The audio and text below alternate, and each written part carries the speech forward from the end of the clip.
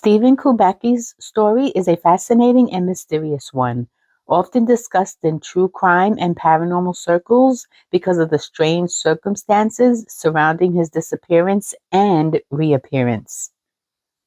In February 1978, Stephen Kubacki, a 23-year-old student at Hope College in Michigan, went missing in a particularly eerie way. He had been cross-country skiing near the shores of Lake Michigan, in an area known for unpredictable weather and harsh winter conditions. When Kubacki didn't return, authorities launched a search. Eventually, Stephen Kubacki's skis were found upright in the snow near Lake Michigan, with a trail of footprints leading away from them.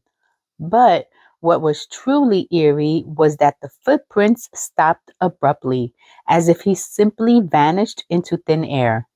There were no signs of a struggle or any explanation of how or why his tracks ended so suddenly, leaving behind a chilling mystery. After several months of investigation, Kubacki was declared missing and many presumed him dead. A year and a half later, in May of 1979, Kubacki reappeared under very unusual circumstances. He showed up in Pittsfield, Massachusetts, about 700 miles from where he had disappeared. What's particularly strange is that Kubacki claims he had no memory of what had happened during the time he was missing. When he reappeared, Kubacki was wearing clothes that were not his and carrying a backpack full of maps that he didn't recognize. He later claimed he woke up in a field and didn't know where he was or how he had gotten there. He had no memory of the past 15 months, but seemed to be in good physical and mental health otherwise. There are several theories surrounding Stephen Kubacki's mysterious disappearance and reappearance. Given the odd circumstances and his lack of memory about the event, people have speculated widely, drawing from psychology, science, and even the paranormal. Here are the most prominent theories. One of the more scientifically grounded theories is dissociative fugue, a rare psychiatric condition in which a person temporarily loses their sense of identity and personal history. During a fugue state, individuals may travel far from home, adopt new identities, and later have no memory of their actions. Kubacki's loss of memory, his reappearance far from where he disappeared, and the fact that he was found wearing unfamiliar clothing with no memory of how he acquired them fit this explanation.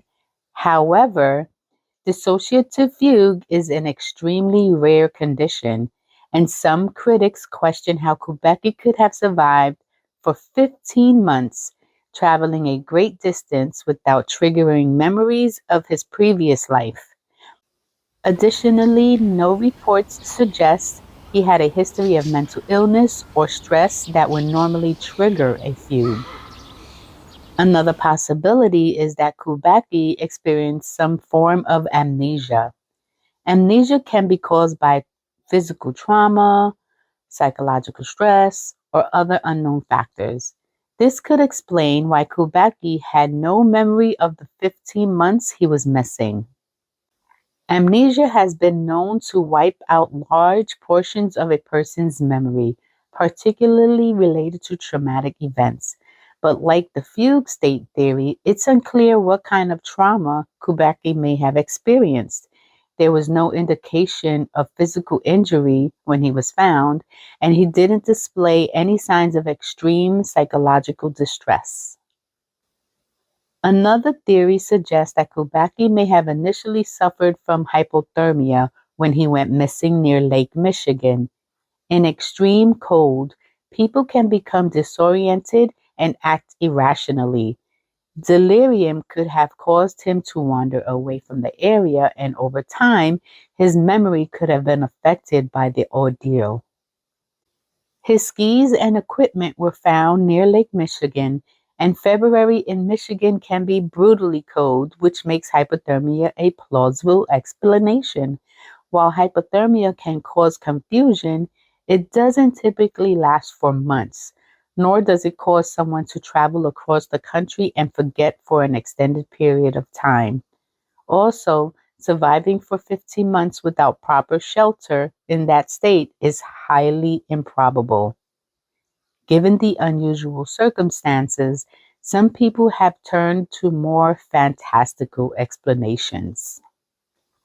Some suggest Kubacki was abducted by aliens and returned later with his memory wiped. This theory comes up in many cases of mysterious disappearances and unexplained memory loss. A more outlandish theory is that Kubacki may have slipped into another dimension or experienced some form of time distortion, only to return later with no memory of what had occurred. People speculate about the Great Lakes region being a place of strange energy fields similar to the Bermuda Triangle. These paranormal explanations are speculative, but they have a strong following because the case defies conventional logic. But there's no concrete evidence to support these ideas, and Kubacki himself has never hinted at anything paranormal. He has remained tight-lipped and practical about the incident, dismissing such theories. Some skeptics argue that Kubacki might have voluntarily disappeared, either to escape his life for personal reasons or to pull off an elaborate hoax.